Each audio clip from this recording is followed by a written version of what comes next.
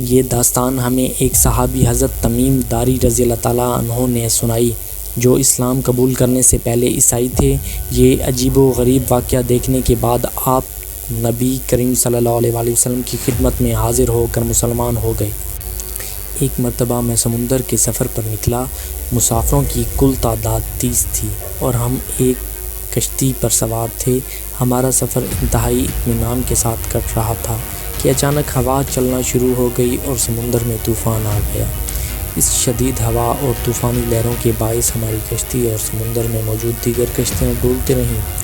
کشتی کے مسافر اس صورتحال سے پریشان ہو گئے اور ہر کوئی اپنے اپنے خداؤں کو پکارنے لگا، کیونکہ کسی کو سمجھ نہیں آ رہا تھا کہ کیا کرے۔ سمندر سے اٹھنے والی لہریں ایک سمت کے بجائے ہر طرف سے کشتی کو اپنی لپیٹ میں لے رہی تھیں۔ تھک ہار کر ملاح نے بھی چپو چھوڑ دیے اور ایک طرف بیٹھ گیا۔ اب ہم میں سے ہر کسی کو یہ یقین ہو چلا تھا کہ موت یقینی ہے۔ سورج غروب ہونے کو تھا اور اس کی روشنی آہستہ آہستہ ختم ہو رہی تھی۔ شام کا اندھیرا اور منزل کا کوئی پتہ نہیں۔ یہ بھی خبر نہ تھی کہ کشتی کس سمت میں جا رہی ہے اور سمندر کی لہریں اب کب تک کشتی کو سلامت رہنے دیں گی۔ اس خوف و ہراس کی حالت میں رات گزر گئی اور صبح کی ہلکی ہلکی روشنی پھیلنے سے ہر طرف اجالا ہی اجالا ہو گیا۔ کشتی کے رات بھر ہچکولے کھانے کے بعد کسی کو کچھ خبر نہ تھی کہ ہم کہاں پہنچ گئے ہیں۔ پھر اگلا دن بھی اسی کیفیت میں گزر گیا اور اسی طرح رات کے بعد دن اور دن کے بعد رات آتی گئی اور ہماری کشتی کو سمندر میں پھنسے ہوئے 30 دن گزر گئے۔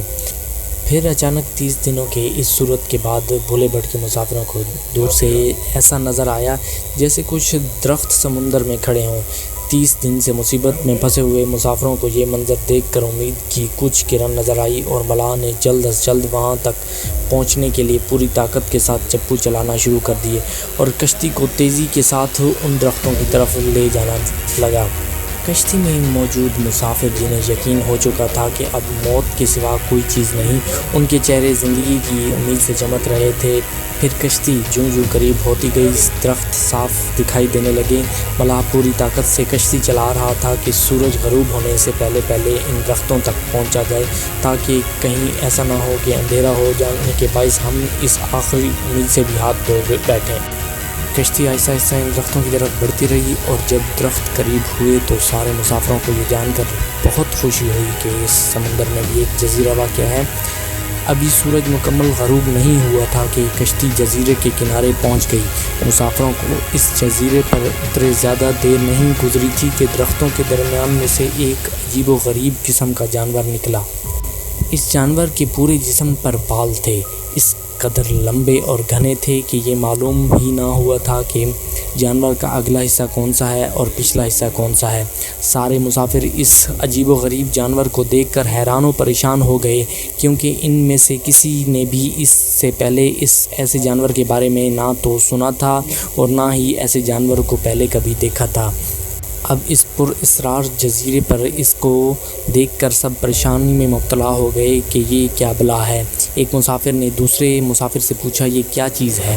جانور نے مسافر کی یہ بات سن لی اور مسافر کے جواب سے پہلے وہ جانور خود بولا، میں جاسوس ہوں۔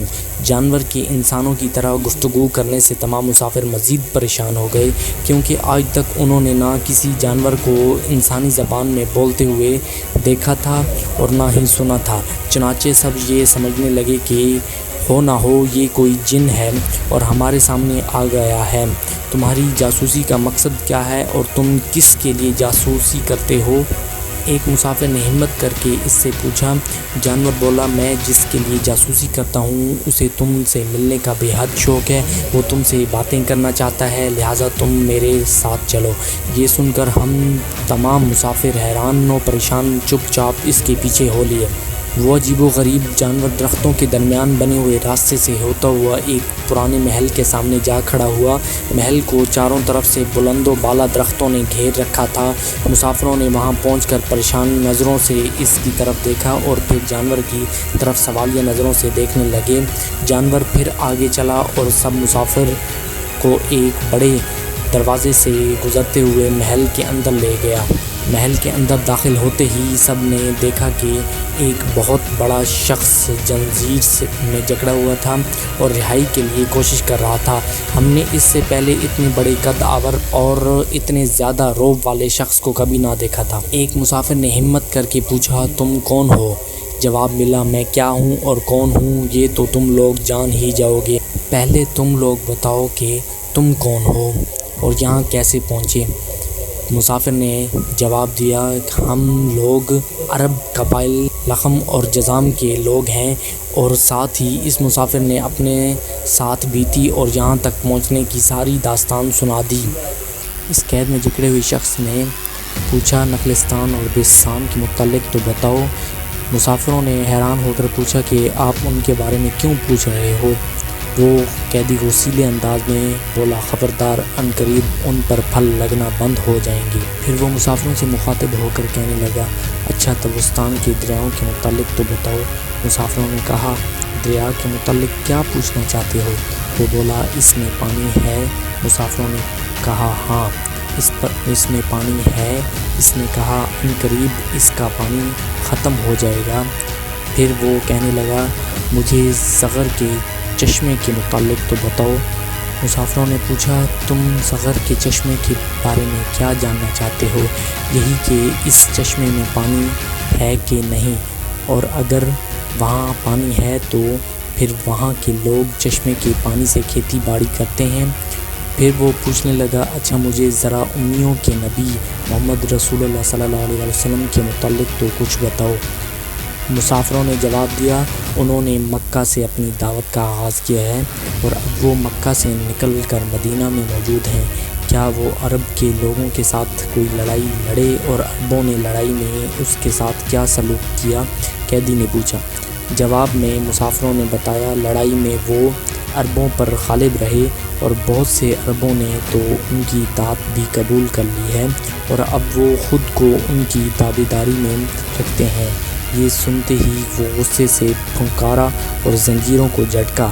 پھر مسافروں کو مخاطب کر کے بولا، اب میں تم کو اپنے متعلق بتاتا ہوں کہ میں دجال ہوں، اور تمہاری باتوں سے یہ معلوم ہوتا ہے کہ مجھے یہاں سے نکلنے کی اجازت ملے گی۔ پھر میں اس جزیرے سے نکلوں گا اور 40 دن میں ساری دنیا گھوموں گا۔ دنیا میں کوئی بستی اور گاؤں ایسا نہیں ہوگا جہاں سے میرا گزر نہ ہو۔ ہاں، مکہ اور مدینہ میں جانا میرے بس سے باہر ہے، مجھے وہاں جانے کی اجازت نہیں۔ میں ان دونوں شہروں میں داخل ہونے کی کوشش بھی کروں گا تو میرے آگے فرشتے رکاوٹ بن جائیں گے، ان کے ہاتھوں میں تلواریں ہوں گی اور مجھ سے لڑیں گے۔